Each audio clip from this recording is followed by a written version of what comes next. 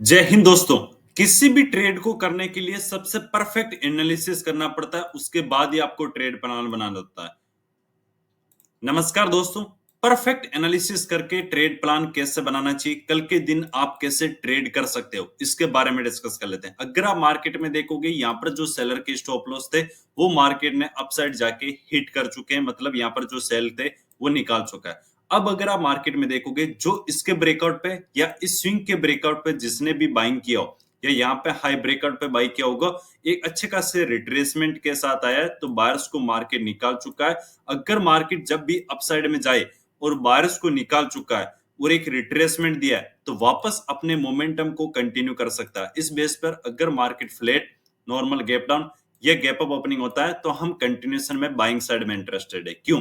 अगर मार्केट ये pull back नहीं आता, तो फिर हम देखते हैं कि मार्च में बायर्स के स्टॉप लॉस अवेलेबल है, मार्केट इनके स्टॉप लॉस खाने के लिए डाउन साइड में आ सकता है। बट आप इस देखो, पहले इस लेवल के ब्रेकआउट पे जिसने बाई किया उनको मार्केट बाहर निकाल दिया, फिर से इस लेवल के ब्रेकआउट पर या इस लेवल के ब्रेकआउट पर जो भी आया, मार्केट प्राइस एक्शन को बनाया, 25,200 का जो लेवल है उसके नीचे टाइम स्पेंड किया, लास्ट आवर में छोटे से बाइंग मोमेंटम आया, मतलब यहाँ पर जो भी बाइंग कर रहे थे उनको निकाल चुका है।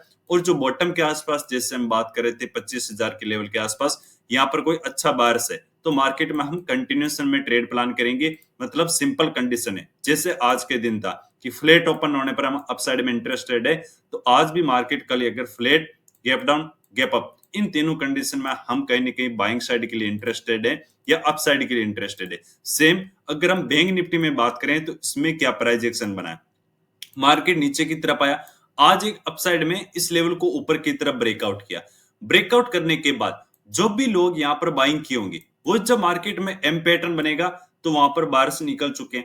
अगर आप लेवल देखोगे 57,000 का लेवल है, इसी के नीचे मार्केट ने कम से कम 1 2 आवर्स के आसपास मार्केट ने टाइम बिताया है, तो जो यहाँ पर बाइंग किए वो निकल चुके हैं और लास्ट आवर में 57,000 के अपसाइड में क्लोजिंग किया, तो वापस अपने मोमेंटम को कंटिन्यू कर सकता है। इसलिए अगर मार्केट गैप डाउन ओपन होता है या फिर फ्लैट या गैप अप, इन तीनों कंडीशन में हम कहीं ना कहीं बाइंग साइड के लिए इंटरेस्टेड है, सेलिंग साइड के लिए इंटरेस्टेड नहीं है। अगर टाइम फ्रेम में 15 मिनट का टाइम फ्रेम कर देता हूं, तो यहां पर आप समझने की कोशिश करना, मार्केट रिट्रेसमेंट किया, फिर अपसाइड, फिर रिट्रेसमेंट, फिर अपसाइड, इसी सेम लेवल का सपोर्ट लेके, तो मार्केट आराम से आपका फर्स्ट टारगेट कहीं ना कहीं 57,400 के आसपास होना चाहिए।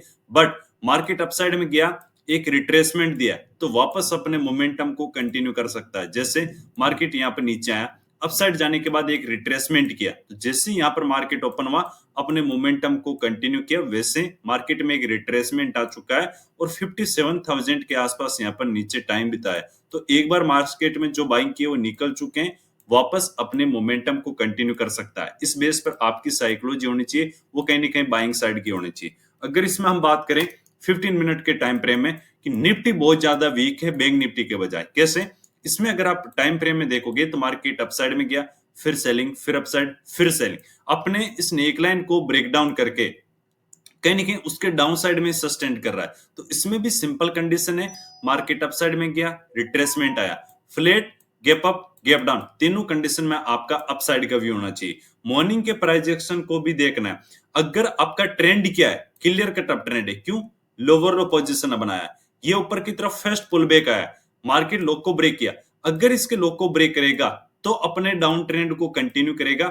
यहाँ पर 25,000 का लेवल भी, जब तक इसके लो को ब्रेक नहीं कर रहा है और मार्केट अगर यहाँ पर टाइम स्पेंड करने लग गया, तो वापस अपने अप ट्रेंड को कंटिन्यू कर सकता है, क्योंकि मार्केट ऑल टाइम हाइपर था, अपने मोमेंटम को कंटिन्यू कर रहा था। यहाँ पर ये सेलिंग आया जरूरी है, ऐसा नहीं कि मार्केट का ट्रेंड चेंज हो चुका है। बिल्कुल शॉर्ट टर्म में हम ये मानेंगे कि शॉर्ट टर्म में मार्केट नेगेटिव ट्रेंड है, बट अगर अपसाइड में जाना है तो जैसे गाड़ी को फ्यूल चाहिए, वैसे मार्केट को स्टॉप लॉस चाहिए, एसएल हंटिंग चाहिए। इसलिए मार्केट धीरे धीरे आप देख रहे हो कंटिन्यू डाउन साइड आया, फर्स्ट पुल बैक आ चुका है, तो हम इसके कंटिन्यूएशन में साथ चलने की कोशिश करेंगे। सेलिंग साइड में कब इंटरेस्टेड है? जब मार्केट जो ये लो प्राइस है जहां पर ब्रेक किया, एक स्विंग लगाए, अगर इसके नीचे कंटिन्यू डाउन साइड में सस्टेन करता है या काफी बड़ा गैप डाउन ओपन होकर डाउन साइड में सस्टेन करता है, तभी हम सेलिंग साइड में इंटरेस्टेड है। नहीं तो बाकी जो तीनों कंडीशन है उसमें हमारा जो व्यू है वो क्लियर कट अपसाइड के लिए। वीडियो पसंद है, वीडियो को लाइक करो और सुबह 8:30 बजे में जब आपके साथ लाइव आऊंगा तो उसको हम और साइकोलॉजी पॉइंट के साथ क्लियर कट बताऊंगा कि कहां पर आप बाइंग साइड की पोजीशन बना सकते हो, कहां पर सेलिंग साइड की क्या साइकोलॉजी होनी चाहिए, कैसे मार्केट में आपको चार्ट ट्रेडिंग करना है। वैसे अभी आपका टाइम हो चुका लगभग 8:10, तो 8:30 बजे से हमारी बैक टेस्टिंग की क्लास है, जिसका प्राइस मात्र 249, जिसमें आप बैक टेस्ट करेंगे चार्ट ट्रेडिंग को, पूरे 1 महीने 2 महीने के चार्ट को देखेंगे, डेली बेसिस पे जैसे हम देखते हैं समझेंगे कि कैसे मोमेंटम करता है। लिंक डिस्क्रिप्शन में ज्वाइन कर सकते हो। Thank you. जय हिंद। राम राम।